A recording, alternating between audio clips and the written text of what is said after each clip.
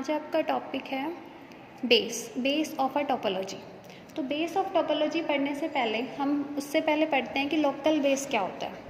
तो first of all see local base, let x be a topological space and x be the any element of the set x, then a non-empty collection Bx is said to be the local base for T neighborhood system of x if for any open set G containing x there exists a set B belongs to Bx such that x belongs to B subset of G which is contained in x।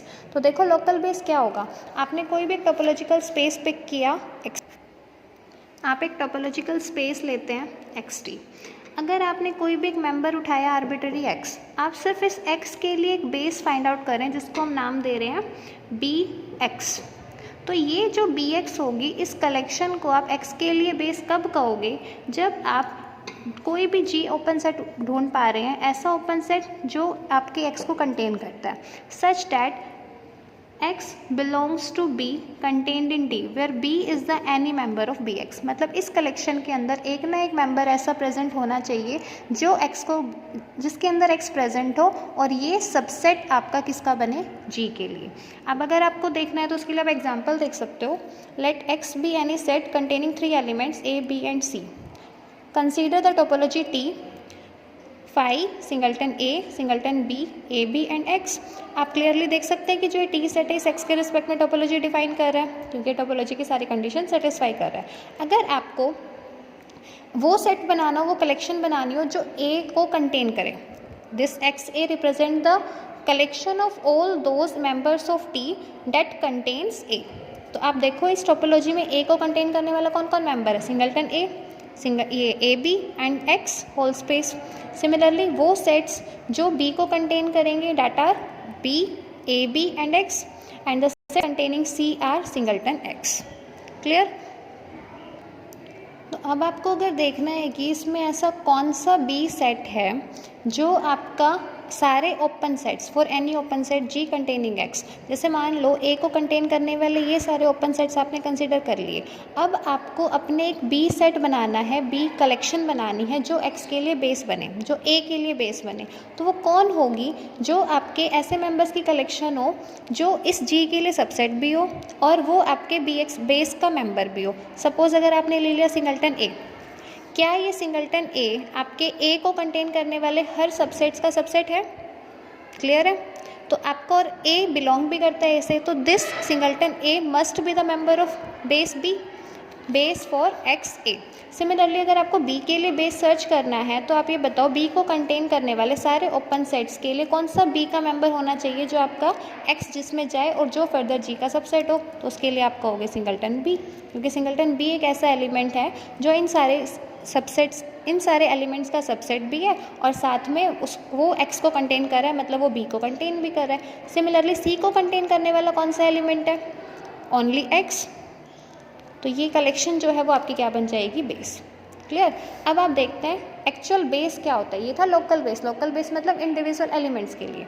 अब base क्या होगा, late xt be a topological space then a collection B bar। This B bar of subsets of X is said to be the base for topology T if and only if। अगर आप किसी भी collection, कैसी collection, X के subsets की collection को आप कह रहे हैं कि किसी टोपोलॉजी के लिए बेस बनेगी, तो वो फॉलोइंग कंडीशंस को सेटिस्फाई करेगा। Conditions are B bar must be the subset of T। जो भी आप कलेक्शन ले रहे हो वो टोपोलॉजी T का सबसेट होना चाहिए, first. Second thing, for every X belongs to X, अगर आप X का कोई भी मेंबर X ले रहे हैं and for every neighbourhood G of X, और X की कोई भी नेबरहुड आपने कंसिडर की G, उस नेबरहुड के लिए इस कलेक्शन के अंदर आपका एक ना एक एलिमेंट B होना चाहिए such that X belongs to B subset of G। For example अगर आपको इस टोपोलॉजी के रिस्पेक्ट में बेस बनाना हो तो आप इन सारे लोकल बेस की क्या लेना, यूनियन। तो लोकल बेस की यूनियन करके आप क्लियरली देख सकते हैं आपके पास एलिमेंट्स क्या क्या आएंगे, सिंगल्टन A, सिंगल्टन B, ये AB एंड X। तो दीज 4 मेंबर्स की कलेक्शन जो मिलेगी that is the base for this topology T with respect to the set X। Clear. सारे लोकल बेसिस की union will give you the base for the given topology T। Similarly आपको अगर देखना है तो आप एक एग्जाम्पल और देख सकते हैं। Let X be any set A, B, C, D। Define a topology T with respect to the set X phi A, B, AB, CD, ACD, BCD and the whole space X. Consider this collection B containing singleton A, singleton B and singleton and C, D. 3 elements की आपने collection ले ली which is clearly the subset of T. आपको check करना है कि ये जो कलेक्शन है सबसेट्स ऑफ X से जो आपने बनाई है, क्या वो कलेक्शन B आपकी T के लिए बेस बनेगी या नहीं बनेगी. तो चेक करने के लिए वो बेस की कंडीशन सेटिस्फाई करना चाहिए, मतलब ये दोनों कंडीशंस आपकी सेटिस्फाई होनी चाहिए. पहली condition, this collection must be the subset of T.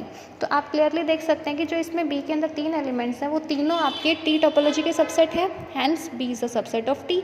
Now second, for every X belongs to X. X के अंदर कितने एलिमेंट है, A B C D. तो आपने A B C D चारों एलिमेंट्स के लिए क्या करना है साथ में, and for every neighbourhood G of X. X की नेबरहुड कौन, मतलब A की नेबरहुड NA, B की नेबरहुड NB, C की नेबरहुड NC एंड D की नेबरहुड ND. इन नेबरहुड्स के लिए आपके पास कलेक्शन में से एक मेंबर ऐसा मिलना चाहिए such that X belongs to B and B should be the subset of every open set G containing X.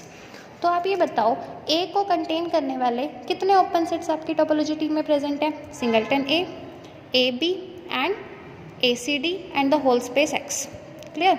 तो A, AB, ACD and the whole space X. इन चारों में स्मॉलेस्ट कौन है, सिंगलटन A.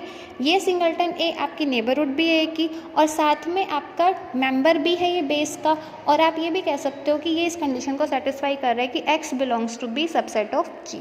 वो सारे ओपन सेट्स का subset है सिंगलटन A, और ये सिंगलटन A आपके बेस का मेंबर भी है, और of course A belongs to singleton A which is a subset of B.